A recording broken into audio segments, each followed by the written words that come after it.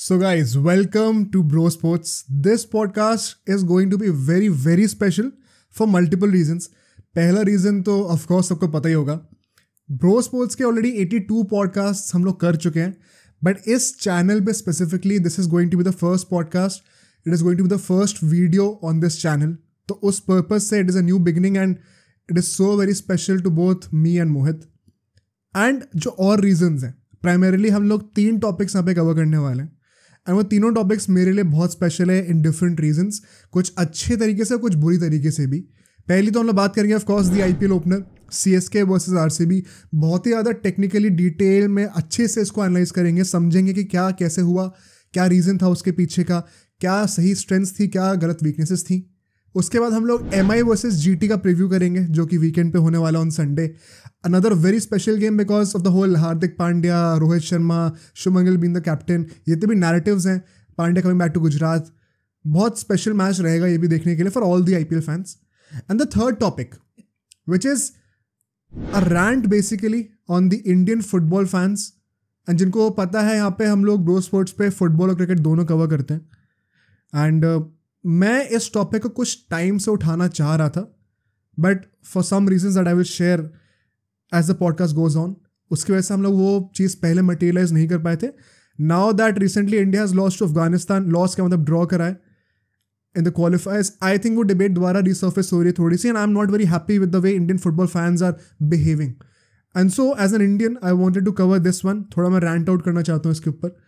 ये टॉपिक भी बहुत स्पेशल होगा मेरे लिए, possibly one of the most special ones in football. So I would request you all to watch this podcast till the end. Enjoy करो अच्छे से and let's dive straight into it.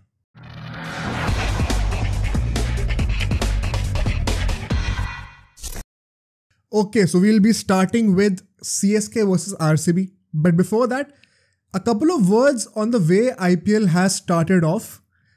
I was very impressed with the setup in the Chepauk Stadium. चाहे वो opening ceremony का हो, चाहे वो उससे पहले के जितने भी कॉमेंटेटर्स जो कि गैदर हुए वहाँ पे, even in the studio by the वे नवजोत सिंह सिद्धू वापस आ गए हमारे. एक बहुत ही इंटरेस्टिंग मुझे जो टेक एलिमेंट लगा वो ये था कि I saw where Steve Smith को ये लोग एआई के थ्रू सीधा हिंदी में बात करवा रहे थे इन हिज वॉइस, उसी की आवाज़ में. And it just makes you wonder, it makes me very fascinated as a guy who has been following cricket since he was 8 or 9 back in the early 2000s, in the late 2000s, कि भाई cricket कहाँ से कहाँ जा सकता है with the advent of AI and the new technology that is going on around the world. So interesting to see this marriage between the new tech and the sport that we call cricket. So बहुत मज़ा आया मुझे वो देख के.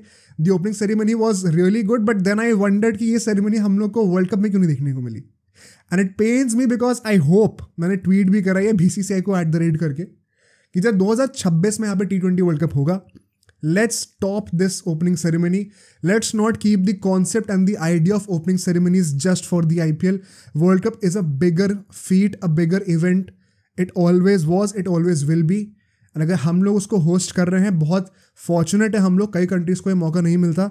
तो let's celebrate it like we truly mean it. मतलब IPL से 10 गुना बड़ा सेलिब्रेशन होना चाहिए उसका.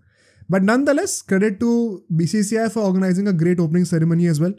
And the crowd was amazing for sure, expectedly so, because not only Dhoni and Virat Kohli इतना टाइम बाद हमें देखने को मिलने वाले थे, but because IPL का क्रेज़ ऐसा है इंडिया में. Even as content creators, people have come to realize कि IPL का जो वीडियोज़ वगैरह होती हैं उस पर अलग रिस्पॉन्स आता है.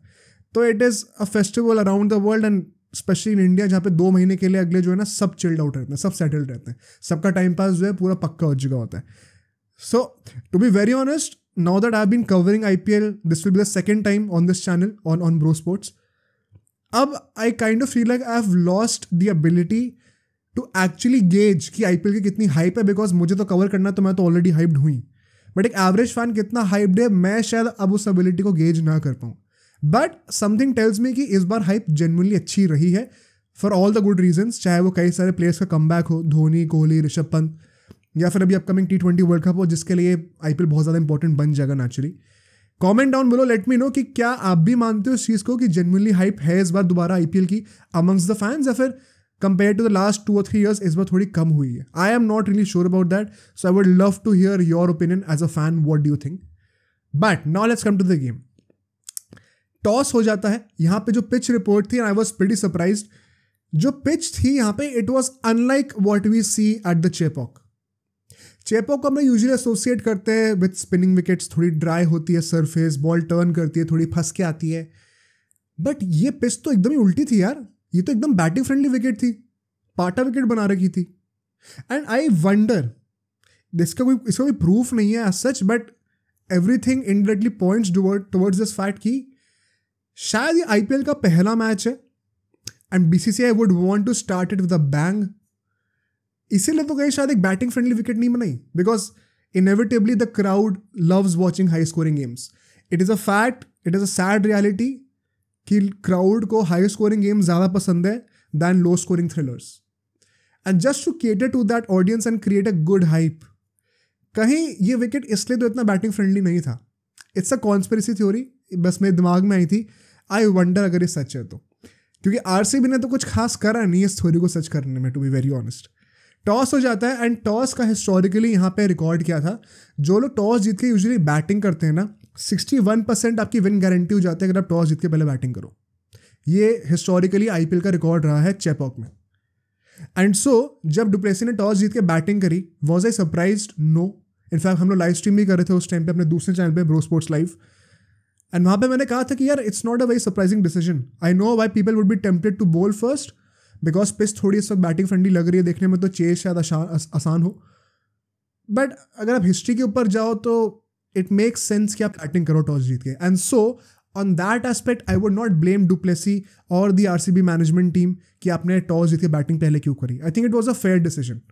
अल्टीमेटली उनको इतना फेवर नहीं करा, वो अलग बात है, but at the time of the toss किसको ही पता था पिच कैसे होने वाली है, इतना अच्छा खेलने वाली है। So it was fair in their part to bat first, but Chennai looked unfazed and rightfully so. And now let's talk about the lineups here, because मैं दोनों टीम के लाइनअप्स में थोड़े से पॉजिटिव्स और नेगेटिव्स निकालूंगा। हमने हर टीम के एनालिसिस भी करी थी बिफोर दी आईपीएल, उसको भी आप जरूर चेकआउट करिएगा। अगर हम लोग पहले आरसीबी से स्टार्ट करें, ठीक है, Virat Kohli and Faf du Plessis were opening, Rajat Patidar, Glenn Maxwell, Cameron Green, ये पहले के 5 प्लेयर्स तो जो एक्सपेक्टेड थे, हर किसी के लाइनअप में थे, वही होने वाले थे, तो कोई सरप्राइज था नहीं यहाँ पे। उसके बाद दिनेश कार्तिक तो थे ही थे, साथ के साथ अनुज रावत भी स्टार्ट कर रहे थे। एंड ये चीज़ हमने अपने पॉडकास्ट में कही थी जब हम प्रेडिक्टेड लाइनअप्स बना रहे थे कि Anuj Rawat could be an impact player. Basically एक कीपर एक इम्पैक्ट प्लेयर हो सकता है between Anuj Rawat and Dinesh Karthik, ultimately वही होता है। बट जो बॉलिंग इम्पैक्ट प्लेयर था, बेसिकली अगर आरसीबी बॉलिंग कर रही होती पहले तो यश दयाल लाइनअप में होता है, दिनेश कार्तिक फिर बाद में अंदर आता एज द इम्पैक्ट प्लेयर। वहाँ पे यश दयाल को as an impact player use करा गया इंस्टेड ऑफ आकाशदीप। मैं उस चीज़ को लेकर सरप्राइज था and will talk about this even further later. Karan Sharma थे, अलजारी जोसेफ थे, जिनको करना ही था स्टार्ट बिकॉज इतने पैसे खर्च करे हैं। तो मयंक डागर भी खेल रहे थे। This was an interesting pick because मैंने कहीं ना कहीं कहा था कि महिपाल लोमरोर को आप स्टार्ट करा सकते हो बिकॉज वो बॉलिंग भी करके देते हैं आपको एंड बैटिंग तो करते ही करते हैं, तो बैटिंग थोड़ी स्ट्रांग हो जाएगी। एंड क्यों उसकी जरूरत पड़ सकती थी मैं अभी एक्सप्लेन करूंगा जैसे हम मैच एनालाइज करेंगे तो। बट नॉनदलेस मयंक डागर को भी खिलाया, I am fine with that. Mohammed Siraj the last guy जो कि ऑफकोर्स स्टार्ट करनी थे, their best bowler at least on paper right now. But coming to Chennai, Ruturaj Gaikwad being the captain here. Dhoni ने अपेरेंटली ऋतुराज गायकवाड़ को एक हफ्ते पहले बताया है, एज पर Ruturaj Gaikwad. I don't know how true that is, something tells me कि शायद ये चीज़ पहले से थोड़ी बहुत क्लियर होगी। अगर नहीं हुई और सिर्फ एक हफ्ते पहले बताया तो मैं थोड़ा सरप्राइज हूँ ऑनेस्टली। बट ऋतुराज गायकवाड़ ने यह भी कहा था कि धोनी ने लास्ट सीजन से हिंट देने शुरू कर दिए थे, तो he was prepared. So I get what he means essentially. So Gaikwad being the captain, Rachin Ravindra उनके साथ थे ओपनिंग में, तो वो भी एक्सपेक्टेड था in the absence of Conway. Ajinkya Rahane थे, डैरल मिचेल थे, रविंद्र जडेजा थे, MS धोनी थे ऑफकोर्स। समीर रिजवी को इन लोगों ने स्टार्ट करा रखा था। That was very interesting to see. Although उनकी बैटिंग आई नहीं, बट जितना उनके ऊपर ट्रस्ट दिखाई गई है, अ यंग लैड, क्या वो उतना डेवलप होके दे पाते हैं खुद को, वो देखने में बहुत मज़ा आएगा। एक मैंने बहुत ही कीन चीज़ ऑब्जर्व करी यहाँ पे CSK के लाइनअप से। पहले तो लाइन कंप्लीट कर लेते हैं। दीपक चहर थे, थीक्षाना थे एंड तुषार देशपांडे थे साथ में। Shivam Dubey being the impact player Mustafizur Rahman की जगह पे, जो कि वो भी स्टार्ट कर रहे थे। अगर आप नोटिस करो, आई don't know why something tells me, of course her team tournament जीतने के लिए ही खेलती है, बट समवेयर एक एजेंडा शायद CSK का इस बार ये भी है कि हमें फ्यूचर के लिए बिल्ड करना है। क्योंकि अगर उनको ये सीजन सिर्फ जीतने के लिए खेलना होता तो धोनी कैप्टन होता, ठीक है, तो समीर रिजवी प्रॉब्ली स्टार्ट नहीं कर रहा होता, क्योंकि आई थिंक उसको इस सीजन में स्टार्ट करने का पॉइंट ये है कि अगले सीजन तक वो एकदम राइप हो जाए, मेच्योर हो जाए एंड फिर प्रॉपरली लाइनअप में सेटल हो सके। अगर इस साल पक्का जीतना होता तो शायद क्या पता तुषार देशपांडे स्टार्ट नहीं करता। We had Shardul Thakur also, वो बैटिंग को भी और डेप्थ देते, who knows. But Tushar Deshpande is a guy जो कि फ्यूचर में लॉन्ग टर्म खेलने वाले हैं, खेल सकते हैं सीएसके के लिए, तो might as well give him another year, जैसे कि लास्ट ईयर उनको इतना फेथ देके दिखाया हुआ था। तो the selection of the lineup kind of indicated to me कि this could be a transition year for CSK. And so in by product अगर हम लोग जीत जाए, इन दैट प्रोसेस अगर हम लोग जीत जाएं तो it's well and good, but the main objective is to prepare ourselves for the next 5 years. This is my personal opinion. But now let's come to the analysis of these lineups, ठीक है। हमने line-ups discuss तो कर ली, अब मैं यहाँ पे 2-3 points point out करूंगा, पहले सीएसके के लिए बात कर लेते हैं। Shardul Thakur not starting instead of Tushar Deshpande, क्या रीजन है इसका? मुझे in my knowledge I don't think Shardul Thakur is injured और समथिंग, तो अगर कुछ ऐसा है तो please let me know in the comments. The only possible reason that I could think of is Tushar Deshpande को ये लोग डेथ बॉलर बनाना चाहते हैं फॉर द फ्यूचर, क्योंकि इट्स वेरी इजी कि शार्दुल ठाकुर को आप ले आओ टीम के अंदर, वो बैटिंग भी करके दे देगा, and then ask Deepak Chahar कि डेथ में बॉलिंग वो करें मुस्तफिजुर रहमान के साथ, क्यों नहीं कर सकते? मतलब if somebody is telling me कि with the kind of swing and experience that Deepak Chahar has, Dhoni can not make him into a proper death bowler, then I would disagree. Dhoni के पास पोटेंशियल है उसको भी एक तगड़ा बॉलर बनाने का, already he is good, but Tushar Deshpande के साथ ही क्यों स्टिक करा इन लोगों ने? It has to be the fact कि उसको आने वाले सीजन के लिए प्रिपेयर करा जा रहा है। That is the only way I could comprehend this, वरना by all logical means I think Shardul Thakur could have started. But apart from that एक चीज जो मैं और बोलूंगा, बैटिंग डेप्थ अगर आप यहां पे देखें with the impact player, Chennai में लिटरली आप आर्ग्यू कर सकते हो कि 11 में से 10 लोग बैटिंग कर सकते हैं विद थिकशाना एट नंबर 10। सिर्फ तुषार देशपांडे ही एक ऐसा बंदा है जो कि एक प्रॉपर बैट्समैन तो चलो मतलब थिकशाना में नहीं है, but they could throw their bats. Tushar Deshpande शायद एक ऐसा बंदा है जो कि उस कैटेगरी में नहीं आएगा, वरना नंबर 10 तक आप लिटरली कितने सारे बैटिंग लेके चल लो, इतनी ज़्यादा डेप्थ है। आई वॉज सरप्राइज कि कुछ कॉमेंटेटर्स बार बार कहते हैं कि आरसीबी के पास एक आउटसाइड चांस है गेम में आने का, जब भी 1-2 विकेट गिर रहे थे तो भाई they have crazy amount of depth. Dhoni was possibly going to bat at number 8, जहाँ पे एक बॉलिंग ऑलराउंडर होता है यूजुअली। कर्ण शर्मा नंबर 8 पे बैटिंग कर रहा था आरसीबी के लिए, वहां पे धोनी आ रहा है खेलने के लिए सीएसके के लिए, crazy depth. But talking about RCB took a very bold decision in my opinion, जहां पे उन्होंने कहा कि हम सिर्फ 7 प्रॉपर बैट्समैन खिलाएंगे और 4 बॉलर्स होंगे, एन इम्पैक्ट प्लेयर भी हमारा एक बॉलर ही होगा, ठीक है। मैंने ये आरसीबी के स्क्वाड एनालिसिस के टाइम पे कहा था कि I exposed this supposed strength of theirs, where सब लोग कहते हैं कि बैटिंग उनकी बहुत बड़ी स्ट्रेंथ है, बैटिंग में डेप्थ का है। नंबर 7 पे दिनेश कार्तिक आ रहा है, उसके बाद कर्ण शर्मा है। यूजुअली इंपैक्ट प्लेयर्स के साथ इंपैक्ट रूल होने के बाद नंबर 8 पे भी एक जेन्युइन बैट्समैन या फिर एक जेन्युइन ऑलराउंडर होता है हर टीम में। यहाँ पे कर्ण शर्मा है जो कि बैटिंग कर सकता है, but is primarily a bowler. और फिर नंबर 9 पे कौन है? तो basically the batting is restricted till number 7। Bench पे बहुत सारे बैट्समैन है नहीं, और सिर्फ एक ही प्रॉपर बैट्समैन है सौरभ चौहान, बाकी सारे ऑलराउंडर्स हैं। महिपाल लोगों इज एन ऑलराउंडर। तो ये कहना कि आरसीबी की स्ट्रेंथ उनकी बैटिंग है, quite frankly you are saying कि उनके 5 बैट्समैन बहुत तगड़े हैं। 5 भी क्या, 4। We can't count Rajat Patidar right now. Basically 3 foreign players in Cameron Green, Maxwell and Faf du Plessis, and of course Virat Kohli. इनके ऊपर पूरी बैटिंग लाइनअप, इनकी जो सेवियर है ना इनकी बैटिंग लाइनअप के, वो ये 4 प्लेयर्स हैं जिनके वजह से पूरा हुआ है। अगर ये आउट हो गए तो ये एक्सपोज हो जाते हैं, which is exactly what we saw tonight. अब अगर बैटिंग इतनी कम है, ज़्यादा डेप्थ नहीं है, और इंपैक्ट प्लेयर पे आप एक बॉलर लेके आ रहे हो, तो you would like to assume कि चलो अगर बैटिंग में डेप्थ नहीं है तो बॉलिंग में तो तगड़ी डेप्थ होगी। Because how is it possible कि इंपैक्ट प्लेयर रूल होने के बाद भी आपके पास डेप्थ ही नहीं है, at least in one department. Surprise, क्योंकि भाई आरसीबी के पास बॉलिंग में भी सिर्फ 7 ही ऑप्शन हैं। एंड सिर्फ 7 में क्यों कह रहा हूँ? बिकॉज उसमें से एक ग्लेन मैक्सवेल है एंड एक कैमरन ग्रीन है। This is the problem that RCB is going to face going deep into this tournament. and it got exposed to a large extent in this match. Now let's come to the game. ठीक है, first innings की analysis करते हैं. Start के पहले के 6 over से ही कहानी दिखने लग गई थी क्लियरली कि कितना डबल एज्ड गेम होने वाला है. पहले के 3 over absolutely crazy start bye du Plessis, जहां पे हम देखते हैं कि विराट कोहली को स्ट्राइक ही नहीं मिल रही है. डुप्लेसी लताड़ने पे लगा हुआ है बॉलर्स को, particularly Deepak Chahar. Some great shots by du Plessis, a guy who was retired by the way. हम लोग धोनी की बात करते हैं, डुप्लेसी भी रिटायर हो चुका है and he also looks in such great shape, batting so good. But वही था, इतना हाई रिस्क गेम था उसका कि eventually he had to get out at some point of time. अगर टिक जाता तो 100 ही बना देता, और अगर नहीं टिकता तो आउट जल्दी हो जाता. एंड वही हुआ. आई थिंक 4th ओवर तक वो आउट हो गया. And the story did not just stop there, because Mustafizur Rahman नाकी से उसका विकेट लेते हैं, बट फिर आते ही रजत पाटीदार का विकेट ले लेते हैं सेम ओवर के अंदर ही.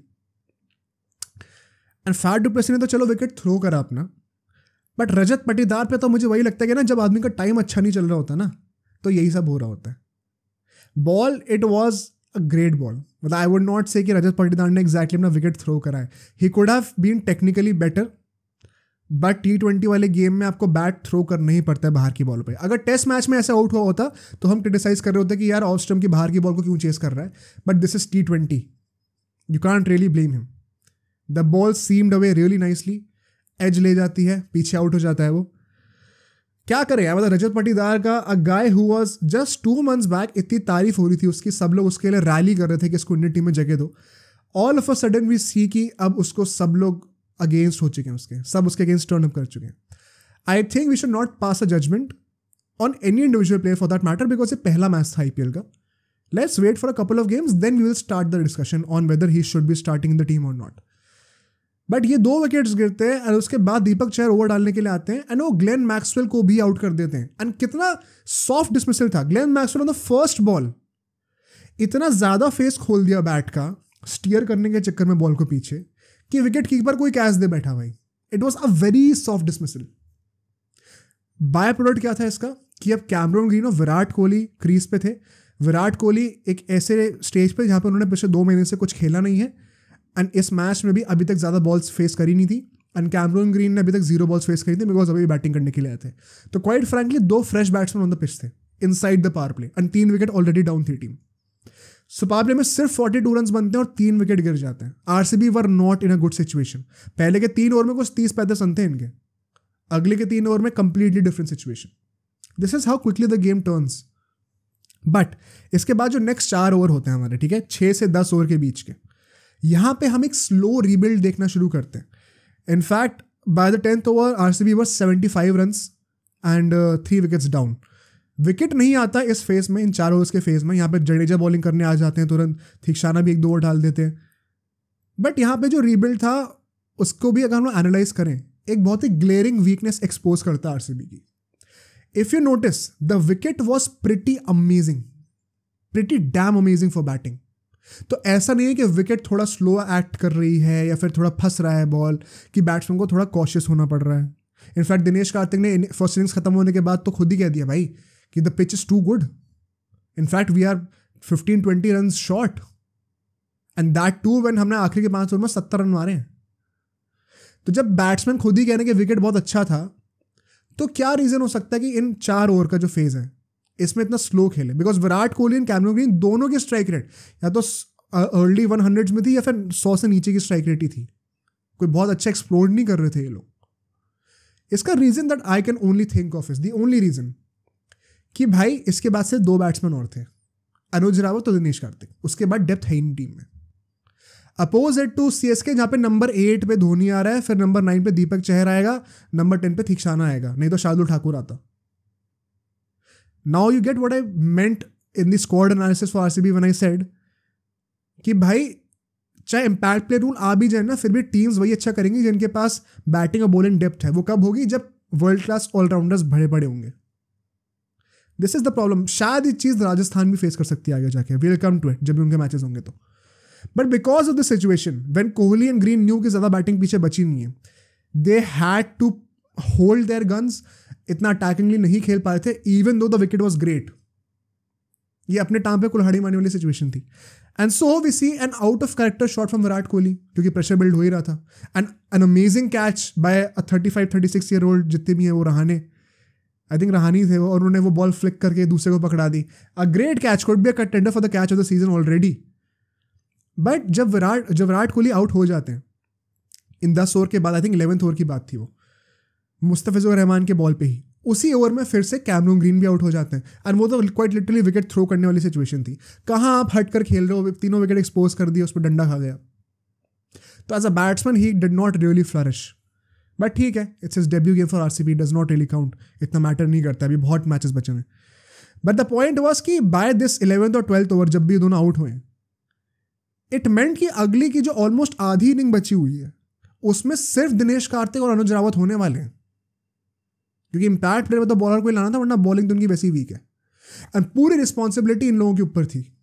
एंड सो वी सी कि बाय द 15th ओवर, जो 10 से 15 ओवर के बीच का जो फेज होता है, बिकॉज ये 2 विकेट गिर चुके थे, अनुज रावत और दिनेश कार्तिक बहुत ही कॉशियसली रीबिल्ड करना शुरू करते हैं, बिकॉज वंस अगेन पीछे कोई बैट्समैन था ही नहीं. एंड इनफैक्ट 15 ओवर के आने से पहले तक तो ये लोग बहुत पेशेंटली खेल रहे थे. 15th ओवर जब दीपक चहर डालता है, which was his 4th over, वहां पे अनुज रावत ने 1-2 चौके लगा दिए थे एंड एकदम से रन रेट थोड़ी एक्सप्लोड हो गई थी. 15 ओवर में इनके 102 रन बन चुके थे एंड 5 विकेट गिर गए थे.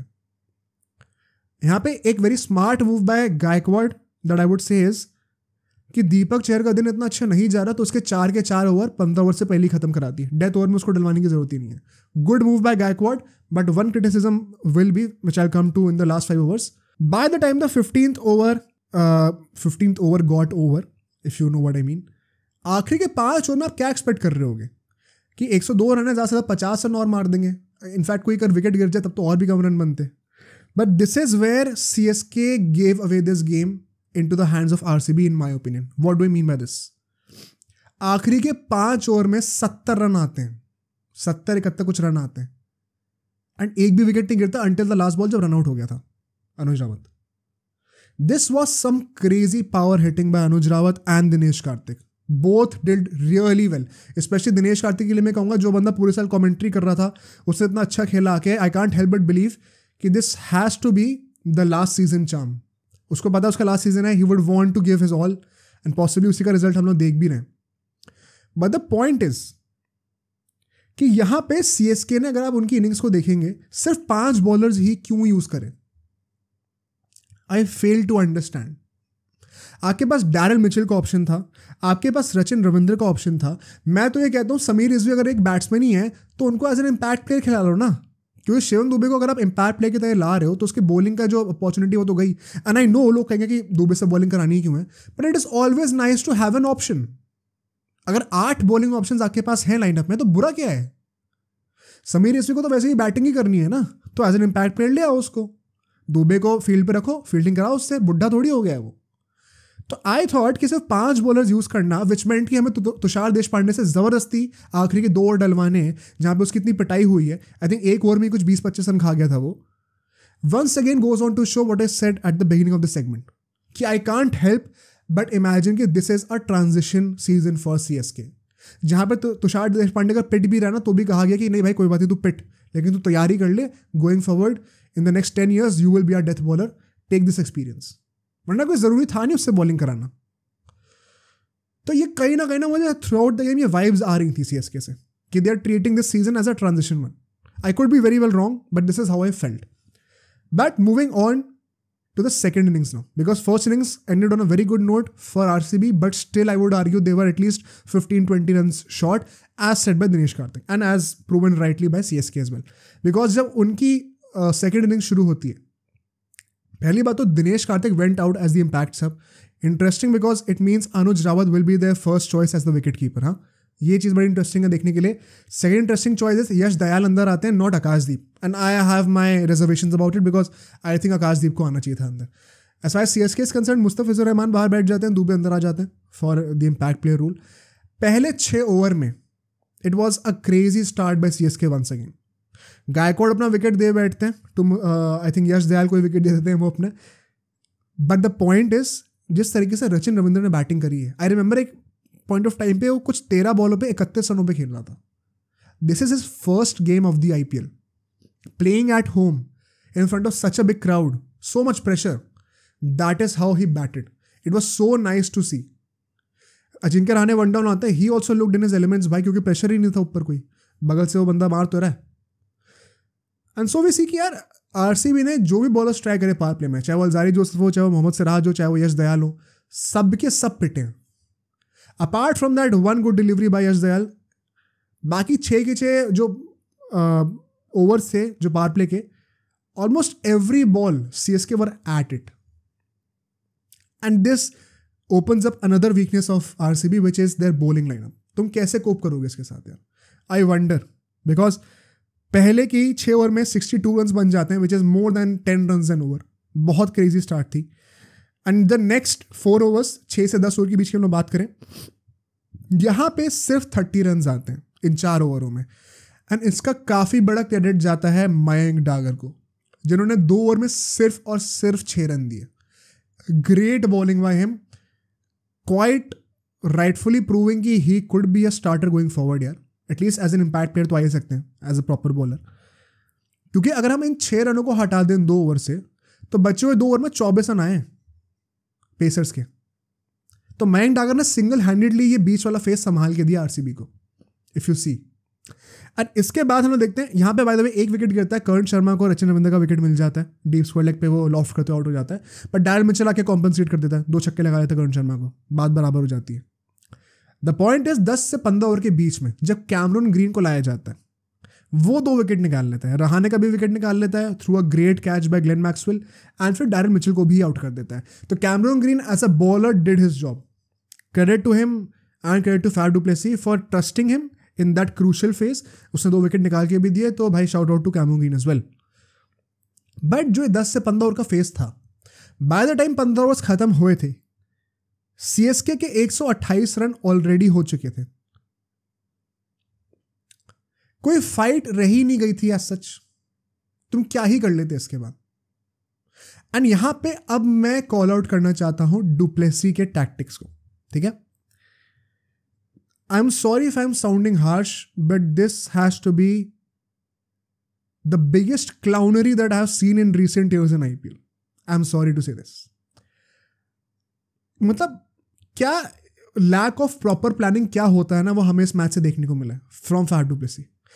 क्योंकि हर बॉलर को आफ्टर द 11th ओवर, जब दुबे और जडेजा बैटिंग करने के लिए आए थे एसेंशियली, हर बॉल जो है फास्ट बॉलर बाउंसर क्यों मार रहा था, शॉर्ट पिच डिलीवरी क्यों मार रहा था. एंड स्टार्टिंग के 2-3 ओवर तक मैं सपोर्ट कर रहा था उस चीज़ को, बिकॉज दुबे एंड जडेजा दोनों की सॉर्ट ऑफ एक वीकनेस है शॉर्ट बॉल पे आउट हो जाना. तो पहले के 2-3 ओवर समझ में आता है, ठीक है. But by the time 15th over approach कर रहा था, it started to feel like it is getting repetitive, कि और कुछ है नहीं क्या करने को.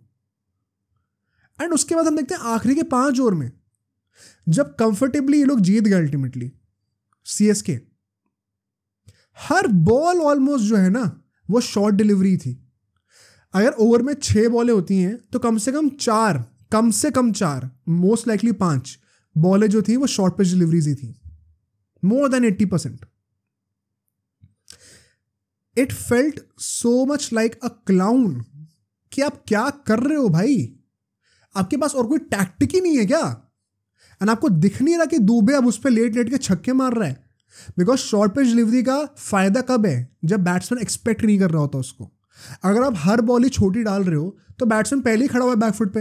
That is exactly what he did. तो मुझे ये समझ में नहीं आता कि अगर आपको दिख रहा है साफ साफ कि एक जो प्लान है वो काम नहीं कर रहा है, are you so incompetent to not even have a different plan B, a different plan C? आपको क्या सिर्फ एक ही चीज पता है कि मुझे सिर्फ शॉर्ट बॉल्स ही डालनी है? अगर वो काम नहीं किया तो मैं तो गया. जरूरी नहीं है प्लान बी हो भी, बट एटलीस्ट आप फिर पिच पे इंप्रोवाइज करके एक प्लान बी क्रिएट करो, अगर पहले से नहीं करा हुआ है तो. फैफ डू प्लेसी से इतना एक्सपीरियंस बंदा क्या सोच रहा था उस टाइम पे कप्तानी पे? आई थिंक आरसीबी बहुत हद तक शायद इस गेम में कंपटीशन में रह सकती थी, but their captaincy ruined them. I don't know how many people would call this out. क्योंकि अगर हर फास्ट बॉलर शॉर्ट पिच ही डाले जा रहा है तो मतलब इसमें फास्ट बॉलर्स का दिमाग नहीं है, फिर एक स्ट्रैटेजी बनाई गई है और सब उसको फॉलो कर रहे हैं. आई don't no. And fast bowlers भी क्या कर रहे थे भाई? अगर तुम्हें पता है कि कोई चीज़ काम नहीं कर रही, अपने कैप्टन को जाके कन्विंस करो ना. How could you all fall into this idea कि ये सिर्फ शॉर्ट बॉल डाल के हम लोग ये मैच जीत जाएंगे?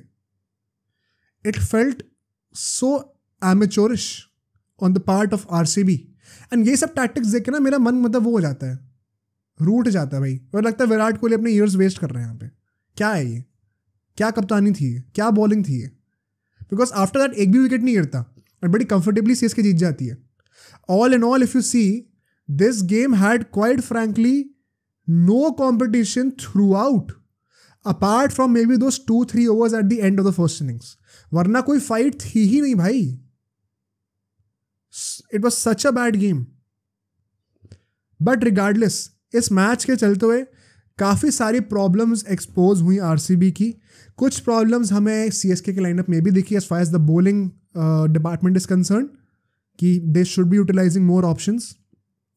बट सीएसके की बैटिंग जो है, the depth is so unreal कि it is going to be very hard to beat them when they are playing at the Chepauk.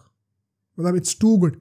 As far as RCB is concerned, मैं हर बंदे से यही कहूँगा, ये पहला मैच तुम्हारी टीम्स के होने वाले हैं अभी over the weekend. Going forward भी 2-3 मैचेस जब तक ना हो जाए, don't get either too happy और too sad by just these first 2-3 games. क्या आरसीबी अब यहाँ से टर्न अराउंड नहीं कर सकती? डेफिनेटली कर सकती है भाई. क्या पता अगले 13 गेम्स जीत जाए. क्या सीएसके यहाँ से बॉटल अप नहीं कर सकती? डेफिनेटली कर सकती है. फ्यूचर किसने देखा है? बट लाइकलीहुड क्या है कि भाई सीएसके मोस्ट लाइकली ऐसा ही खेल के क्वालिफाई करेगी. They look so good on paper. And likelihood यही है कि आरसीबी की ये जो ग्लेयरिंग वीकनेसेस है, they have to be covered up by some great individual performances in both batting and bowling. वरना तो they are getting exposed very badly भाई. एंड इस वक्त तो ट्रोलिंग और ज़्यादा होगी बिकॉज वुमेन्स टीम जीत गई है. इन्होंने फिर से अगर ऐसे कर दिया, बॉटल अप कर दिया, तो बहुत बुराई होगी इनकी. So tough times for an RCB fan who watches IPL. by the WPL देखते हो तो तुम खुशी होगे. बट सीएसके के लिए यार they looking too good. I would be shocked अगर वो प्लेऑफ्स के लिए क्वालिफाई नहीं करते हैं तो. बट ठीक है, आई थिंक हमने यहाँ पे इस मैच की तो बात कर ली. Let's move on to MI versus GT, और rather GT versus MI, because Ahmedabad में मैच होने वाला है. कल होगा ये मैच. Let's preview this very quickly. I would say क्या हम लोग एक्सपेक्ट कर रहे हैं. ठीक है, यहाँ से पिच और कंडीशंस की बात करते हैं. A very special ground for all of us Indian fans, because यहाँ पे हम लोग, by the way not for good reasons, because यहीं पे हम लोग फाइनल हारे हैं. एंड उस फाइनल से हमें क्या लेसन मिला था कि this pitch gets significantly better under the lights. The good part is ये मैच 7:30 बजे वाले स्लॉट पे होने वाला है, तो दोनों की दोनों इनिंग्स अंडर द लाइट्स ही होंगी. That is the good part. दोपहर मैच होता तो और कॉम्प्लिकेटेड होता प्रेडिक्ट करना, क्योंकि दोनों इनिंग्स अंडर द लाइट्स होने वाली है. तो I expect this to be a good batting surface. आजकल मौसम थोड़ा गर्मियाँ आने लग गई है, थोड़ा पिच ड्राई हो सकती है, but that could get compensated to a large extent by the under the lights factor. So I am expecting it to be a good scoring one. जैसे कि हमने लास्ट सीजन देखा था, गुजरात टाइटंस के सारे होम गेम्स बहुत high scoring रहे थे. यहीं पर रिंकू सिंह ने 5 छक्के भी मारे बाय द वे. शुभमन गिल का इतना अच्छा सीजन क्यों गया था? 7 मैचेस घर पे भी थे एंड बहुत अच्छी बैटिंग सर्फेसेस थे. So I expect it to be a good high scoring thriller, और at least I hope so. The other factor also is the fact कि अभी हमने जैसे अभी चेन्नई के मैच के लिए डिस्कस करा, the initial games might be high scoring on multiple venues just to create more hype. My conspiracy theory, I don't know how true that is. So pitch और conditions की हम लोग बात करें तो we can expect it to be a good batting surface. क्या हम toss जीत के करना चाहिए हमें? I think बॉलिंग करनी चाहिए, चेस करना चाहिए इस ग्राउंड पे. Could be the safer bet, especially for a team like Mumbai जिनकी batting depth is just as unreal as CSK. I would be backing both the teams to win the toss and bowl first. अगर batting करते हैं पहले, going to be quite a gutsy move unless pitch में हमें कुछ अलग देखने को मिल जाए तो बहुत ज़्यादा. पिच किसी ने देखी नहीं है, बट वो तो मैच से बड़ी पता चलेगा. अगर पिच ऐसे ही बिहेव करती है जैसा करते आ रही है पिछले 1-2 सालों में, आई थिंक चेस करना चाहिए पहले तो. अगर हम लोग हेड टू हेड की बात करें, ठीक है, अभी तक इन टीम्स ने 4 बार खेला एक दूसरे के साथ. 2 बार GT जीती है, 2 बार मुंबई जीती है. तो that is also a very nice close record that will be broken in this game. So there are more stakes to it. अगर हम लोग प्लेइंग 11s की बात कर रहे हैं, पिच कंडीशंस की हमने बात कर ली, let's move on to the playing 11s. मैं ज़्यादा चेंजेस नहीं करूँगा from the playing 11 that I mentioned in the squad analysis podcast. Mumbai वाले में थोड़े चेंज करने पड़ेंगे बिकॉज अब इंजरीज हो गई हैं, तो कोई मजबूरी है, क्या कर सकते हैं. Starting with the home team, Gujarat के लिए I would still have Shubman Gill, Wriddhiman Saha and Sai Sudharsan as my top 3. Number 4 पे I would still have Vijay Shankar because he was a sleeper hit last season. काफ़ी अंडररेटेड सीजन गया था एंड स्टार्ट करा देना चाहिए. अगर 2-3 मैचेस के बाद अच्छा नहीं खेल रहा होगा then we can look on alternatives for sure. But अभी के लिए मैं विजय शंकर को नंबर 4 पे रखूंगा, विच मीन्स केन विलियमसन नहीं होंगे, विच मीन्स लाइकलीहुड है कि शायद ओमर जाई भी ना खेले.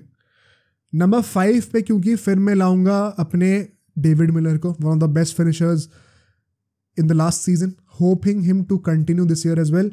उसके बाद I am tempted to play Shahrukh Khan.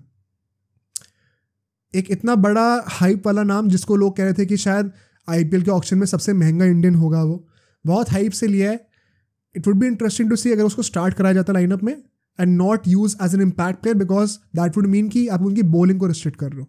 अगर आप लाइनअप में स्टार्ट कर रहे हो मतलब आप उनको बॉलिंग भी करा सकते हो. तो I would want to see him start in the lineup. उसके बाद नंबर 5 पे आएंगे हमारे, नंबर 5 कह रहा हूँ, 5 डाउन पे आएंगे हमारे राहुल तेवतिया. एंड उसके बाद नंबर 8 पे विच इज 6 डाउन हमारे राशिद खान आएंगे. सो बैटिंग हमारी नंबर 8 तक सॉर्टेड है. एंड या Rashid Khan is a much better batsman than Karn Sharma. So there's a difference between RCB having a bowling all-rounder at number 8 and GT having a bowling all-rounder at number 8. This is the difference. उसके बाद हमारे bowlers शुरू होंगे and I would personally go with Mohit Sharma. तो definitely start करेंगे ही करेंगे. Spencer Johnson I believe करेंगे start because इतने पैसे खर्चे हैं. तो one second it feels like वो अलजारी क्या ना भाई, अलजारी जोसेफ वाली सिचुएशन हो सकती है. As far as the last foreign slot is concern, कई लोग ओमर जाई से भी स्टार्ट करा सकते हैं. I am tempted to start Noor Ahmad यहाँ पे. I just like the idea of him and Rashid Khan being in the same team. दोनों सॉर्ट ऑफ मिस्ट्री स्पिनर्स हैं, बढ़िया एंगल्स के साथ बॉल डालते हैं, टफ टू बीट. एक चाइनामैन भी होना, it's a unique luxury that any team can have. So I would personally go with Noor Ahmad here. अगर conditions are to batting friendly then maybe you would be tempted to cut down on one spinner and have Omarzai as an option. Let's see क्या होता है यहाँ पे. As the impact player I think यहाँ पे एक bowler ही आएंगे, या तो उमेश यादव या तो कार्तिक दागी. शायद उमेश यादव को प्रेफरेंस दी जाए because of the lack of experience in the bowling lineup. Mohammed Shami होते तो शायद उसकी जरूरत नहीं पड़ती, but maybe Umesh Yadav has an outside chance, who knows. अगर मैं मुंबई की बात करूँ, यहाँ पे इट इज़ मोर और less sorted for me. And एक बहुत क्रेजी चीज़ मैं बताने वाला हूँ आपको. रोहित शर्मा, ईशान किशन, सूर्य कुमार यादव, ये 3 हमारे टॉप 3 बैट्समैन होंगे.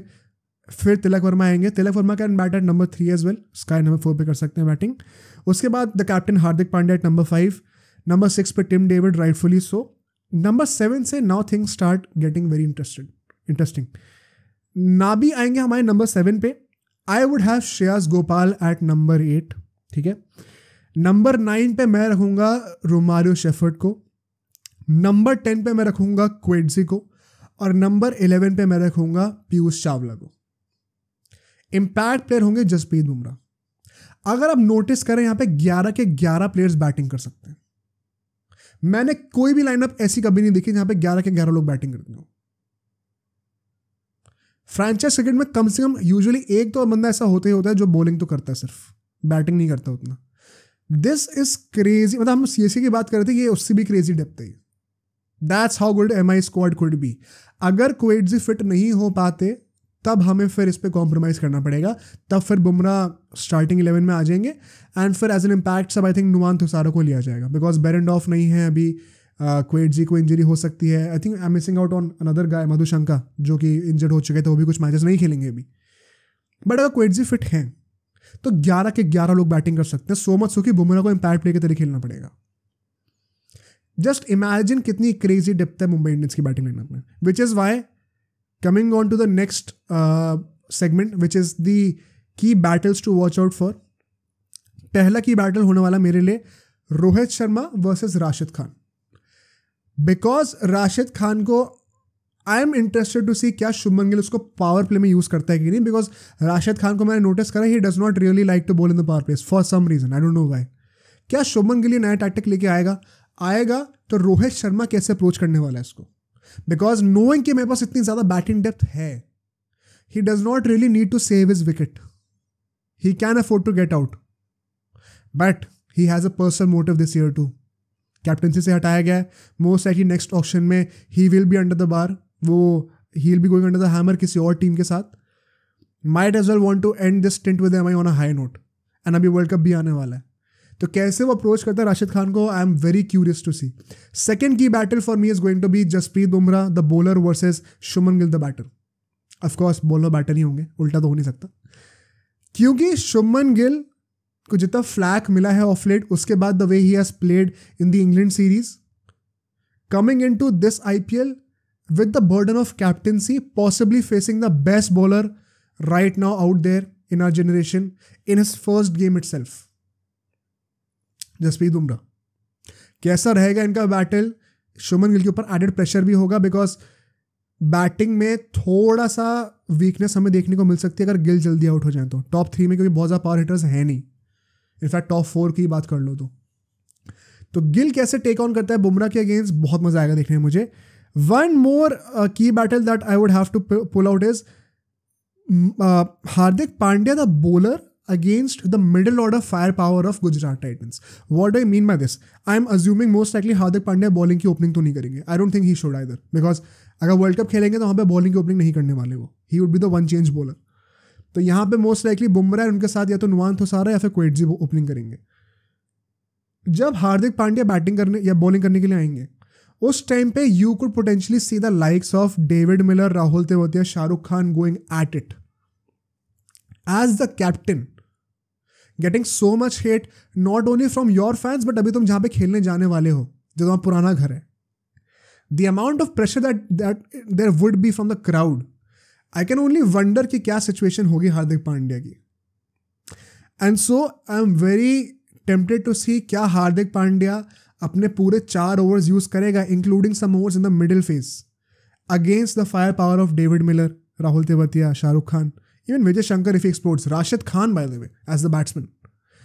बहुत मजा आएगा देखने में. Also knowing these guys in and out क्योंकि पिछले 1-2 साल से वो इनके साथ ही थे, इनका कैप्टन था वो. क्या उनकी वीकनेसेस को एक्सप्लॉइट कर पाता है वो, because the middle batting order fire power is one of the strengths of GT in my opinion. उस स्ट्रेंथ को अगर इसने न्यूट्रलाइज कर दिया तो जीटी की बैटिंग में बहुत कुछ है नहीं. और very interesting to see, could be a match defining की बैटल इन माय ओपिनियन. अगर मैं प्रेडिक्शंस की बात करूं just on the basis of the share squad on paper, कोई भी टीम अगर एमआई के अगेंस्ट आएगी apart from maybe CSK, MI will always be the favorites. The team is just too good. And so, by logic, you have to say कि मुंबई जीतेगी ये match. But GT playing at home, the whole Hardik Pandya, Rohit Sharma situation, Shubman Gill getting a new life as a captain, a fresh life, जिसके वजह से वो शायद आगे जाके इंडिया के पोटेंशियल कैप्टन बन सकते हैं. अब तो गायकवाड़ को ही कैप्टन बना दिया है. They both are in direct contention. They both would want to prove themselves as the future captain of India. Maybe Gujarat Titans have a chance भाई. घर पे खेलने कोई बड़ी बात नहीं है. They have a knack of surprising all of us. 2 साल से everybody including me हम underrate करते आ रहे हैं गुजरात टाइटन्स को. 2 बार फाइनल्स में आए हैं. इस साल without their biggest superstars Hardik Pandya and Mohammad Shami, क्या वो would they be able to live up to the expectations that they have set up in the last 2 years? Against their ex-captain especially in the first game. कर सकते हैं, but still I am tempted to pick Mumbai Indians as the winner of this game. What would be very interesting to see is, as a total neutral by the way, यहाँ पे मैं किसी का बुरा नहीं चाहता हूँ, अगर we get even a hint of unrest in the Mumbai Indians dressing room, जो environment है, because of this Hardik Pandya Rohit Sharma situation, it is going to be very interesting to see where do they finish at the end of this season. क्योंकि ऐसी rifts ना अच्छी team को destroy कर देती हैं. Team चाहे mediocre ही हो लेकिन एनवायरनमेंट अच्छा होना बहुत ज़रूरी है. और अगर टीम बहुत अच्छी है लेकिन एनवायरनमेंट अच्छा नहीं है तो बड़ी से बड़ी टीम भी फेल कर जाती हैं. So very nice to see, very nice करो, इंटरेस्टिंग टू सी कि कैसे हमें एक glimpse of what is to come for Mumbai Indians in this season मिलता है on Sunday against Gujarat Titans at their home. But I think IPL के लिए हम लोग बातें यहीं पे ख़त्म करते हैं. Now let's come to a topic that is that I have been itching to cover for a long time, for quite a few months now. Why do I say this? पहली बात तो मैं बता दूं, इस सेगमेंट को ये I feel very passionately about this, and ऐसा क्यों होता है मैं एक्सप्लेन करूंगा. This segment is going to be a very personal segment. मैं इसमें कोई फैक्ट्स, फिगर्स, रिसर्च नहीं करके आपके पास लेके आने वाला, जैसे कि मैं यूजुअली करता हूँ. चाहे हम मैचेस के एनालिसिस कर रहे हो, चाहे हम टाइमलेस टॉपिक्स की एनालिसिस कर रहे हो, हम हमेशा प्रॉपर रिसर्च करते हैं, बहुत सारे फैक्ट्स लेके आते हैं, फिगर्स लेके आते हैं, एंड हम लोग ये सोचते हैं हमेशा कि भाई जो मोस्ट एक्यूरेट लॉजिकल एनालिसिस हो सकती है वो आपके पास लेके आई जाए. This segment is not going to be an analysis. ये मैं पहले से ही प्रीफेस दे देता हूँ सबको.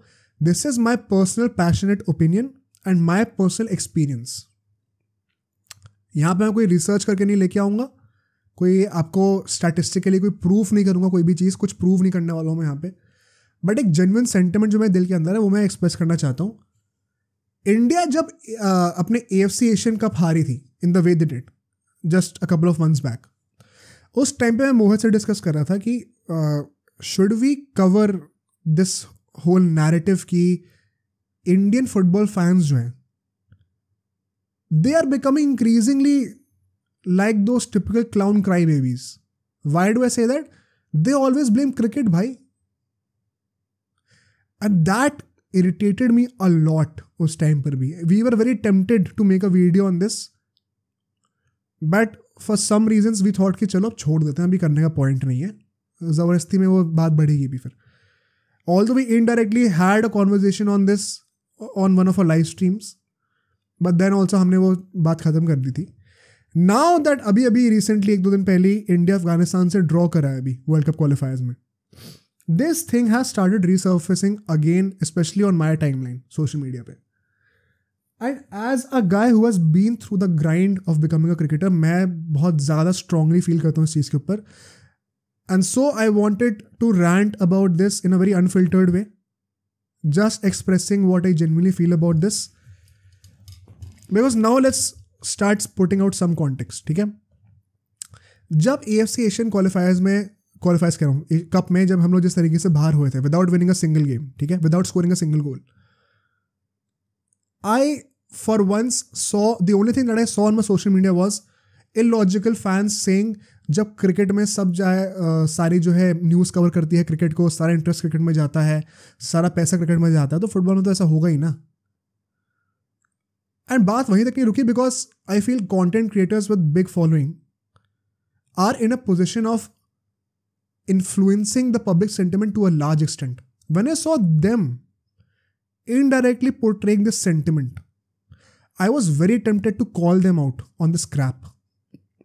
Not going to take any names even today, but I don't even know where should I begin this, because this segment is going to be very disorganized. बहुत मैं raw तरीके से बात कर रहा हूँ, मैंने कुछ प्लान नहीं करा सेगमेंट पे. I'm going to speak out my mind here, ठीक है.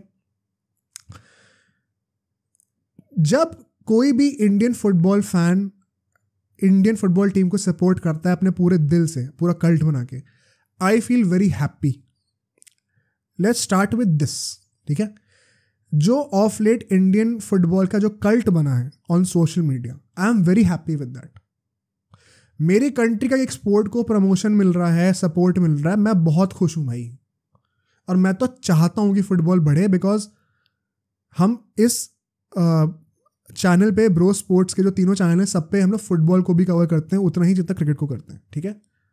इनफैक्ट स्टार्टिंग में दोनों शायद फुटबॉल को थोड़ा ज़्यादा ही कवर करते थे. आई have personally stayed away from Indian football. मैं ज़्यादा उसमें मुंह मारता नहीं हूँ, और वो भी क्यों है मैं अभी आपको बताता हूँ. So we usually don't make any videos on Indian football, ठीक है. वैसे भी टाइम थोड़ा कम होता है. It's just the two of us, Mohit and I, जो कि हम लोग कवर कर रहे होते हैं, सारा काम कर रहे होते हैं. And we have to, it's not like कि हम लोग सिर्फ फुटबॉल कर रहे हैं यहाँ पे कवर, हमें क्रिकेट भी कवर करना होता है. There is too many games. जिनको नहीं पता मोहित कौन है, he is my younger brother. ये ब्रो स्पोर्ट्स नाम इसलिए बिकॉज हम दोनों पॉडकास्टिंग करते हैं. You can watch out a previous episodes. अभी 1-2 महीने के लिए वो नहीं होगा यहाँ पे, बिकॉज उसके फाइनल एग्जाम्स आ रहे हैं, वरना यूजुअली वो भी पॉडकास्ट का पार्ट होता है. एंड सो क्योंकि मैं इंडियन फुटबॉल इतना ज़्यादा कवर नहीं करता हूँ, मैं अभी इस सेगमेंट में कुछ कोई प्लेयर्स को कॉल आउट नहीं करने वाला, कोई टेक्निकल रीजंस नहीं निकालने वाला, जो कि हम लोग यूजुअली कर रहे होते हैं when we cover other European games. क्योंकि क्वाइट फ्रैंकली मेरी एक्सपर्टीज है ही नहीं, and I don't want to pretend to be an expert on Indian football here. मैं जो बात कह रहा हूँ बहुत ही लॉजिकल होगी, लेकिन एज अ फैन होगी, and what I see is what I am going to tell you, ठीक है? तो मैं ये नहीं कहने वाला कि इंडिया वर्सेस अफगानिस्तान वाले गेम में इन्होंने ऐसा कर दिया वैसा कर दिया, वो उसके लिए there are better experts on YouTube, तुम उनको जाके वीडियोस देख सकते हो। प्रॉब्लम क्या आती है, ये मैच हम लोग ड्रॉ करें समझ में आता है, ठीक है? होंगे टैक्टिकल रीजंस, हमारे टेक्निकल रीजंस होंगे, जो हमने अच्छा नहीं खेला होगा, शायद प्लेयर्स उतने तरीके से नहीं मोटिवेटेड होंगे, जो भी है, कोच ने अच्छे टैक्टिक्स यूज नहीं करे होंगे। What as soon as India does not perform in a football game, तुरंत बात हमेशा क्रिकेट पे क्यों आ जाती है? ये 2-3 ना बहाने सेट हो चुके हैं आज के टाइम पे क्रिकेट को ना डिग्रेड करने के लिए। एंड मैं एज ए सेड बिफोर, जब फुटबॉल का कल्ट बनता है ना, इंडियन फुटबॉल का कोई कल्ट बनता है सोशल मीडिया पे, आई फील वेरी हैप्पी बिकॉज मेरी कंट्री को प्रमोशन मिल रहा है एक्सपोर्ट के अंदर, उसको सपोर्ट करने के लिए आ रहे हैं लोग। As an Indian I feel very happy, but as an Indian it is also my responsibility to call out my fellow fans on their crap and on their cry baby nature. तुम Indian football के fan हो, बहुत अच्छी बात है, please support it, we have to bring football on the world stage, Indian football को world stage पे लेके आना है, not at the cost of demoting और cursing any other sport, specially cricket for me भाई। I have personally been through the grind of pursuing cricket professionally, जिनको नहीं पता है, मैंने देखा है ग्राउंड लेवल से एक बच्चा कितना घिसता है क्रिकेटर बनने के लिए और कितना स्ट्रगल होता है, ठीक है? तो when I enter into this cricket versus football debate which is a very unnecessary debate in India, I don't get why, मेरे अंदर का क्रिकेट फैन तो हट जाता है उस टाइम के लिए, and that guy who has pursued cricket professionally वो जाग जाता है। And to give some background on where I am coming on from this, मैं when I was a kid, when I was pursuing cricket professionally, मैं football को बिल्कुल नहीं देखता था उस टाइम पे, मोहित वॉज द वन जो कि फुटबॉल को देखता हुआ आ रहा है। In fact I had a kind of a superiority complex, ये मैंने लाइव स्ट्रीम से ही बोला हुआ है रिगार्डिंग बीइंग अ क्रिकेटर, ठीक है? ये जो लोग एक्चुअली में क्रिकेट को परस्यू करते हैं प्रोफेशनली, एक लेवल तक खेले हुए हैं इंडिया में, वो समझेंगे इस बात को। प्लेइंग फॉर एग्जाम्पल, आप स्टेट को रिप्रेजेंट कर रहे हो क्रिकेट में इंडिया में, it is 10 times bigger a feat than something equivalent in football और any other sport. Why? Not because cricket is better than football, just because cricket में competition इतना ज्यादा है इंडिया में, समझ रहे हो? XYZ प्राइवेट यूनिवर्सिटी में एडमिशन लेना is much more easier than IIT। क्यों? क्योंकि सब IIT में जाना चाहते हैं। Simple demand and supply comparison, जहां डिमांड ज्यादा है वहां पे घुसना भी बहुत मुश्किल है भाई। तो क्रिकेटर बनना is one of the toughest, in my opinion it is tougher than becoming an IAS officer. Call me a madman, it is the toughest job in India to do, which is to crack those 11 players, crack into those 11 players, कि मतलब उस playing 11 में हम लोग आ गए जो कि India को रिप्रेजेंट करती है। और ये मैं सिर्फ एक फॉर्मेट के लिए कह रहा हूँ, तो मॉल फॉर्मेट प्लेयर तो और भी डिफिकल्ट है। उन प्लेयर्स को कितनी मेहनत करनी पड़ती है फ्रॉम ग्राउंड जीरो, आपको पता है, कुछ आइडिया भी है। And this is me speaking not to you in general, but those Indian football fans who criticise cricket on every problem that they face. And let me expose this guys a bit, ठीक है? इनका usual एक तो drama क्या होता है, जब भी इंडिया फुटबॉल का कोई मैच हार जाती है, भाई क्रिकेट से तो बेटर ही है, क्रिकेट तो बोरिंग स्पोर्ट है, मैं तो फुटबॉल ही देखूंगा, क्रिकेट में क्या करते हैं, कोई ट्रॉफी थोड़ी जीतते हैं, क्रिकेट ने क्या करके दिया हमें आज तक, क्रिकेट कोई ट्रॉफी हमें देता ही नहीं है, क्रिकेट सारे पैसे खा जाता है, क्रिकेट कोई इंफ्रास्ट्रक्चर नहीं देता हमें। अबे तुम्हें पता है BCCI है क्या? It's not a government organisation, it is a private organisation जो कि अपने पैसे खुद कमाती है और फिर उसी से इंफ्रास्ट्रक्चर क्रिएट करती है। तो ये आर्ग्यूमेंट लेके आना कि क्रिकेट सारा इंफ्रास्ट्रक्चर और पैसा खा गई, हमारी तरफ तो कोई चाहता ही नहीं, it is such a dumb argument and it shows the lack of research that you do before commenting anything on a public platform. Cricket on the topmost level is not a state funded sport. BCCI is a private organization. Football में जो आप कह रहे हो कि government ने corruption कर रखा है, ये कर रखा है, वो कर रखा है, fair. Why do you have to pull in cricket in this debate? And let me tell you, football में जितना करप्शन है ना, तुमने क्रिकेट के ग्राउंड लेवल का करप्शन देख लिया ना, तुम रो दोगे देखकर. And this is not to say कि क्रिकेट की सिचुएशन वर्स है फुटबॉल से, या फिर क्रिकेट में तो इतना ज़्यादा स्ट्रगल है फिर भी हम हो जाते हैं. नहीं, बहुत सिंपली प्रूव करता हूँ आपको. मान लो एक मेट्रिक स्केल पे, क्वांटिटेटिव मेट्रिक स्केल पे, for the convenience of the debate, football की क्वांटिटेटिव मेजर मान लो 100 है, उसमें से 50% गुड है, 50% बैड है, which means 50 points good, 50 points bad. उस मेट्रिक स्केल पे अगर फुटबॉल 100 है ना, तो क्रिकेट कम से कम 1000 है इंडिया के अंदर. ठीक है, उसका भी अगर हम मान लें 50% गुड, 50% बैड, विच मीन्स कि फुटबॉल क्रिकेट दोनों में इक्वल करप्शन है. स्टिल क्रिकेट का करप्शन वुड बी 500 यूनिट्स. 1000 का 50% 500 होता है, 100 का 50% 50 होता है. 500 is more than the whole unit of football. In absolute terms, the corruption in cricket is incomparable to any other sport in India. So to blame your poor performances कि corruption बहुत हो जाता है, ये हो जाता है, bro, don't be a crybaby. Cricket का करप्शन देख के तुम रो दोगे अगर तुम्हें इतना रोना आ रहा है फुटबॉल का करप्शन देखने पे. तो दूसरा बात ये, मैं काफ़ी सारे कंटेंट क्रिएटर्स को specially during the AFC Asian cup देख रहा था, बिकॉज उस टाइम पे इंडिया वर्सेस अफगानिस्तान की T20 सीरीज चल रही थी. अगेन नॉट टेकिंग नेम्स, क्योंकि मुझे लगता है if this video reaches to a large number of people, इतनी लॉजिकल बात जो मैं बोलने वाला हूँ, कई लोग उनको फॉलो करना छोड़ देंगे. आई don't want that on my head. मुझे उनकी लाइवलीहुड अफेक्ट नहीं करनी. भाई जिस तरीके से इन लोगों ने पोर्ट्रे करा, the biggest of the football content creators, कि I am tired of seeing advertisements of India versus Afghanistan, AFC Asian cup के क्यों नहीं आ रहे ऐड. तुम कौन हो भाई ये डिमांड करने वाले? तुम होते कौन हो? ब्रॉडकास्टर्स बिजनेसमैन हैं, वो वही डिस्प्ले करेंगे जहां पर उनको ज्यादा रिटर्न्स मिलेंगे. तुम ये मॉरल ड्यूटी किसके ऊपर थोप रहे हो भाई, कि उनको फुटबॉल दिखाना चाहिए क्योंकि हम AFC एशियन कप खेल रहे हैं, बहुत बड़ा ओकेजन है. Yes, big occasion, my country is playing full support. Guess what, the hard facts are it still does not have as much viewership as India versus Afghanistan T20 match. तो broadcasters क्यों नहीं दिखाएंगे रोहित शर्मा का पोस्टर, विराट कोहली का poster? और तुम कौन होते हो उनको मॉरली शेम करने वाले? वो पैसा ना कमाए, सो तुम्हें पैसा कमाने वीडियो बनाकर. एंड फिर these guys, these content creators create public narratives which influence public cults. इनको देख के 100 बंदे इन्फ्लुएंस हो गए, धीरे धीरे करके ऐसे कल्ट बन जाएगा और सब क्रिकेट को गाली देना शुरू कर देंगे. अबे क्रिकेट में फाइनल तक तो पहुंचते हैं. And this is once again not to say कि फुटबॉल को सपोर्ट मत करो. सब के सब, any guy who loves cricket and does not watch football इस वीडियो पे कमेंट अगर कुछ करता है कि भाई फुटबॉल बेकार है, वो है, you are equally wrong. My problem is with you guys is well. If you don't want to watch any other sport, it is fine. Be happy with what you watch, don't interfere और degrade somebody else. मेरा भी जो ये था कि मेरा थोड़ा superiority complex, and this is when I was 14-15 years old by the way. Superiority complex इस सेंस में होता था कि हाँ भाई हम क्रिकेट में कुछ कर रहे हैं, it is more valuable because it is harder.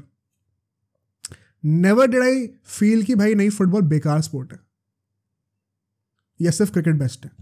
As a matter of fact, when I stop pursuing cricket professionally around 2018-2019, तब I opened my eyes to a whole new world of something like football, and I realized how important this sport is, how beautiful this sport is. In fact तुम सुनील छेत्री और विराट कोहली को देखो, जब मिल रहे होते हैं तो कितने प्यार से मिल रहे होते हैं. How much respect they have for each others sport. B it Sunil Chhetri for cricket, B it Virat Kohli for football. कितना रिस्पेक्टफुल रहते हैं वो लोग, कितना इंजॉय करते हैं. एंड ये फैंस कैसे हैं भाई? एंड पता है यहाँ पे रीज़न क्या है कि मैं पर्टिकुलरली इंडियन फुटबॉल फैंस को कॉल आउट कर रहा हूँ, इंडियन क्रिकेट फैंस को क्यों नहीं कॉल आउट कर रहा? बिकॉज इंडियन क्रिकेट फैंस कभी हरकत नहीं करते. वन रीज़न कुड ऑल्सो भी कि ऑफकोर्स वो एक ऐसे स्पोर्ट को फॉलो कर रहे हैं जो कि 10-20 गुना ज़्यादा बड़ा है, तो अपने से छोटों पे क्या अटैक करोगे? इट्स लाइक सेइंग कि मैं 24-25 साल का हूँ, मैं 5 साल के बच्चे को मार रहा हूँ, मुक्के मार रहा हूँ, क्योंकि भाई मैं बड़ा हूँ, मेरे में ज़्यादा ताकत है. इट्स जेल जाऊंगा इस काम के लिए ना, बेवकूफ़ी है ना। बराबरी करनी होती है उन लोगों से जो आपके बराबर के लोग होते हैं। तो फुटबॉल अभी उस लेवल पे नहीं है, तो Indian cricket fans naturally football पर टारगेट नहीं करेंगे इतना। बट जो छोटा होता है ना, उसके अंदर बहुत बार ऐसा होता है कि इनसिक्योरिटी होती है बड़े वाले को लेके, ये मेरे से ऊपर क्यों है, इसको खींच के नीचे लाओ, मैं डिजर्व करता हूँ। तुम Indian football fans particular, and this is just those Indian football fans जो कि हरकतें करते हैं, तुम हो कौन भाई? तुमने किसी क्रिकेटर का स्ट्रगल देखा है? तुम कभी किसी क्रिकेट पिच पे गए हो ग्राउंड लेवल पे डिस्ट्रिक्ट के मैचेस देखने के लिए, स्टेट के मैचेस देखने के लिए? Do you realise how much they have to sacrifice?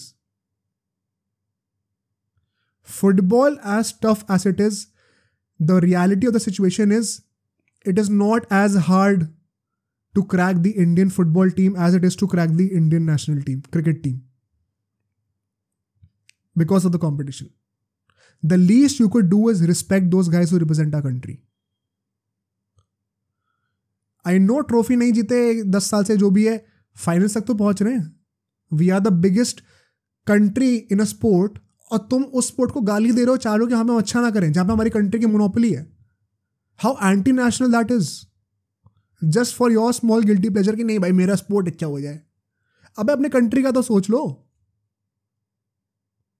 और हर चीज क्रिकेट को ब्लेम करने का क्या तरीका है? ये मार्केटिंग नहीं हो रही, क्रिकेट को ब्लेम कर देते हैं क्योंकि सारे पैसा वो खा गए। फंड्स नहीं आ रहे, क्रिकेट को ब्लेम कर देते हैं, सब पैसा वहीं पे जा रहा है। इंफ्रास्ट्रक्चर नहीं आ रहा, क्रिकेट को ब्लेम कर लेते हैं। Let me tell you very personal story. I was in class 10th, शायद 15 साल का था मैं तब, एंड मैं रांची में गया था खेलने के लिए। वहाँ पे स्टेट के ट्रायल्स थे, उससे पहले मैचेस होते हैं, ट्रायल मैचेस होते हैं। If you play well in those games, तब फिर तुम आगे स्टेट की टीम के ट्रायल्स में जाते हो, फिर वहाँ से स्टेट की टीम बनती है। It's a long procedure. तो मैं मैचेस खेलने गया था वहाँ पे। जो ये लोग कहते हैं ना कि क्रिकेट में तो बड़ा ये है वो है, फुटबॉल में क्यों नहीं है, let me expose this guys a bit. और ये चीज़ तुम्हें और कोई बता नहीं सकता because they have not been through this reality. मैं वहाँ पे मैचेस खेलने गया था, आई थिंक अंडर 19 के मैचेस थे वो। रांची में गया था मैं खेलने के लिए, my first experience away from home. ये बात है 2015 की है, शायद 2015 की बात है। आती एक तो वहाँ पे धोनी का अलग फैंडम है, and I realised why Dhoni को इतना ज़्यादा माना जाता है इंडियन सीन के अंदर पूरा। मैं I have had the privilege of being in Delhi NCR बचपन से, ठीक है। यहाँ पे the infrastructure is 10 times better than some of the interior cities in the country. मतलब दिल्ली एनसीआर इज बेसिकली जो tier 1 cities हैं उसके भी क्रीम में आ गए हम लोग। तो यहाँ पे ग्राउंड्स इनवेरिएबली ऐसे होते हैं जहाँ पे घास अच्छी होती है, एंड आप स्लाइड कर सकते हो, डाइव कर सकते हो, फील्डिंग करते हो आराम से, ठीक है। रांची में मैं पहुँचता हूँ, पूरा का पूरा जो ग्राउंड है ना वो रेत से भरा हुआ है, घास है ही नहीं, पिच नहीं है, मैट है, मैट पे खेलो। मैं फील्डिंग कर रहा था, पहली बार मेरे पास बॉल आई, I was chasing it boundary तक, मैंने डाइव मारी बिकॉज वो रिफ्लेक्स था उस टाइम पे। नोएडा में, दिल्ली में हम लोग प्रैक्टिस करते थे तो वहाँ पे तो घास होती थी, तो रिफ्लेक्स बन जाता है। डाइव मारी, पैर पूरा चल गया। मेरा टीममेट मेरे से आके बोलता, भाई यहाँ पर डाइव मत मार, वरना यही होगा अगला मैच के लिए खेल नहीं पाएगा, तू चोट लग जाएगी। तो इतना गंदा इंफ्रास्ट्रक्चर था वहाँ पे, फ्रॉम अ प्लेस जहाँ से धोनी निकल के आया। एंड दिस इज, ऐसा नहीं है कि ये कोई बहुत पहले की बात है। धोनी का डेब्यू 2003 2005 में हो गया था ना कुछ, उसके 10 साल बाद की बात कर रहा हूँ मैं। 10 साल बहुत होते हैं, तब तो नहीं बना था वहाँ पे इंफ्रास्ट्रक्चर कोई, अभी भी नहीं है बहुत लोकल ग्राउंड्स में वहाँ पर। मैं नोएडा में खेला हूँ कितनी जगहों पे जहाँ पे पिच नहीं होती भाई, मैटिंग पे खेलना पड़ता है हम लोगों को। जिनको मैटिंग नहीं पता सर्च कर लो गूगल पे जाकर, पिच की जगह एक मैट बिछा होता है that acts like a pitch, there is no proper pitch on grounds. और ये दिल्ली एनसीआर की बात कर रहा हूँ मैं।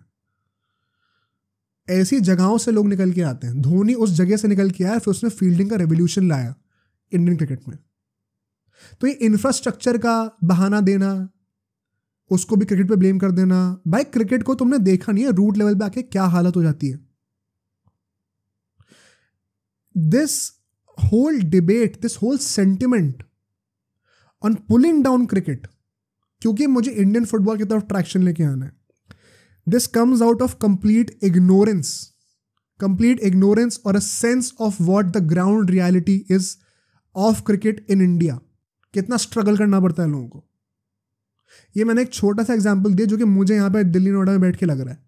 जो वहाँ पे एक्चुअली में रहते होंगे उनके क्या स्ट्रगल्स होंगे भाई। नॉट टू से कि फुटबॉल में नहीं है ये सब, फुटबॉल में हो सकता है और इक्वली खराब है, बिकॉज फुटबॉल में तो और डाइव मारनी पड़ती है, बट तुम होते कौन हो बिलिटल करने वाला दूसरे स्पोर्ट को? तुम्हारी टीम अपने जो स्पोर्ट में अच्छा परफॉर्म नहीं कर रही, एंड तुम्हारी टीम में इसलिए बोल रहा हूँ क्योंकि तुम्हारा बहुत ऑब्सेशन है, बाय द वे हम सबकी टीम है, इंडिया की टीम है क्योंकि वो हम सबकी टीम है, बट जो तुम हमारी टीम करते रहते हो, अगर वो अच्छा परफॉर्म नहीं कर रही, फाइन, कोई बात नहीं, कर लेगी, एक टाइम आएगा जब हम लोग फुटबॉल में भी राइज अप करेंगे, बट उसको क्रिकेट पे ब्लेम करना फॉर इलॉजिकल रीजंस, करप्शन हो जाता है, ये जो हो जाता है इंफ्रास्ट्रक्चर वगैरह वगैरह, I know I am repeating stuff because it's not planned of course, it is so disheartening and so irritating to see. Fortunately I have not faced anyone in real life जो मेरे मुंह के सामने आके ऐसी बकवास कर रहा हूँ. Anybody I talk to, they are very logical. In fact, a lot of football fans in India that I've spoken to, वो खुद ही कहते हैं भाई ये सब बकवास है. भाई जैवलिन थ्रो की बात कर लो, उसमें कितने लोग आते थे भाई, कितना ट्रैक्शन मिलता था, कितने सपोर्ट आता था उसके अंदर. बैडमिंटन को देख लो, टेनिस को देख लो, स्प्रिंटिंग को देख लो, स्विमिंग को देख लो, ये सब तो नहीं रो रहे होते कि मेरे को सपोर्ट करो, मेरे को सपोर्ट करो. तुम क्यों रो रहे हो भाई? और तुम में क्या स्पेशल ऐसा कि हम तुम्हें सपोर्ट करें? And now I speak as an average Indian. मेरे पास दिन के 2-3 घंटे फ्री हैं, मैं काम करके आ रहा हूँ, मैं स्कूल से आ रहा हूँ, मैं कॉलेज से आ रहा हूँ. तुम कौन होते हो मुझे विक्टिम शेमिंग, मॉरल शेमिंग करने वाले कि मैं उन 2-3 घंटे में क्या देखने वाला हूँ? मुझे अगर क्रिकेट में ज़्यादा मज़ा आ रहा है मैं क्रिकेट देखूंगा, मुझे टेनिस में ज़्यादा मज़ा आ रहा है मैं टेनिस देखूंगा, मुझे कोई मूवी देखने में ज़्यादा मज़ा आ रहा है, नेटफ्लिक्स देखने में ज़्यादा मज़ा आ रहा है, मैं वो देखूंगा. I have no compulsion to watch Indian football. Of course, I will be supporting it because it is my country and I want my country to do well. But to moral shame me on that fact, bro, you're nobody. तुम क्यों नहीं देखते cricket के matches फिर? या फिर ये चीज सिर्फ जो डिबेट में छोटा है उसी के लिए अप्लाई होगी? तुम भी थोड़ा बड़प्पन दिखा दो, वो तो नहीं होता. The same is my appeal to the content creators here. I don't want, I'm very tempted to take names, but I won't. Bhai, please stand up and take some responsibility. Football जिस pace पे grow करना होगा, भगवान की कृपा से वो grow करेगा. And I think it is already the second or the third fastest growing sport in India after cricket and kabaddi. I don't know. That is faster growing than definitely अपना javelin throw, अपना tennis, badminton, swimming, इन सबसे ज़्यादा ही है वो. उसके बाद भी अगर आप ड्रामा कर रहे हो कि हमें सपोर्ट नहीं मिल रहा, हमें फंड्स नहीं मिल रहे, भाई तुम्हारी फंडिंग, तुम्हारे football in India has a much larger funding pool than a lot of individual sports in our country. Jio का कितना ज़्यादा इन्वेस्टमेंट आ गया, अब क्या बहाना दे रहे हो? Top footballers are earning more than 10 crores. This is crazy money. Not a lot of sportsmen get to earn that much money. तो मतलब at least do some research, at least have some moral obligation in your head before making such comments. Both the public and the content creators. So disheartening to see a guy just because he wants football to grow, he will start pulling down cricket because it is the most popular sport in our country. So irresponsible as an Indian citizen. अगर कल को football top most sport बन जाए हमारी country का, and football को हम वैसे डोमिनेट करना शुरू कर दें जैसे ही क्रिकेट को करते हुए आ रहे हैं, मैं तो कभी नहीं चाहूंगा कि फुटबॉल नीचे आए यार, because that is that one sport जहां पे हमारी कंट्री का नाम सबसे ऊंचा है. तो it's so dumb when I see all these trolls on social media. I wish social media forced people to show up their faces and their real names.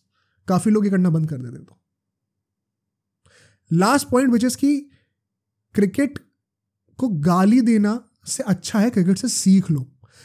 I know a lot of people troll Aakash Chopra, but I think that man from time to time keeps dropping words of wisdom on his YouTube channel. अभी recently I was एक podcast में देखा था उनका, उसमें उन्होंने कहा था कि he has also faced the same situation. This is not just my sentiment, by the way. He says how he sees a lot of people where जो दूसरे स्पोर्ट के सपोर्टर्स हैं वो क्रिकेट को गाली देते रहते हैं बार बार. एंड ही सेड मेरा रिस्पॉन्स हमेशा एक ही होता है, भाई आपको गाली देनी है आप गाली ले लो, आपको विक्टिम कार्ड खेलना विक्टिम कार्ड खेल लो. The fact of the matter is the best thing that you could do is to learn from the success of cricket. सिर्फ बैठ के रोने से कोई सपोर्ट नहीं करने वाला आपको. Please get that straight in to your head. Cricket का एक पॉइंट ऑफ टाइम पे जो लोग क्रिकेट को वैसे बेइज्जती करते हैं ना कि 10 टीम होती हैं, ये होती हैं, तुम्हें पता 1983 का वर्ल्ड कप जीतना कितनी बड़ी बात थी हमारे लिए. मैं उसको एक्सप्लेन नहीं करूंगा अभी यहाँ पे, वो अलग टॉपिक है. थोड़ी सी भी रिसर्च करनी हो जाके देख लेना. कितना गंदा हाल था हमारा उस टाइम पे. लोग मजाक उड़ाया करते थे हमारा. वहां से हम वर्ल्ड कप जीत के आए हैं. वो हमारा ब्रेक थ्रू मोमेंट था क्रिकेट का इन आवर कंट्री. फुटबॉल वैसा करेगी, फुटबॉल को भी वो सपोर्ट मिल जाएगा. Till then don't cry. You always need a breakthrough moment in a sport to make it a nationwide phenomena. वो एक breakthrough moment आपको लाना पड़ेगा from a trophy. क्रिकेट ने वो चीज 1983 में कर दी, इसलिए क्रिकेट आज यहां पर है. 1983 में क्रिकेट वर्ल्ड कप जीती. 1990s तक क्रिकेट, इंडियन क्रिकेट को बीसीसीआई को पैसे देने पड़ते थे कि प्लीज हमारा मैच ब्रॉडकास्ट करवा दो. तुम्हें पता है हमने कितना स्ट्रगल करा है.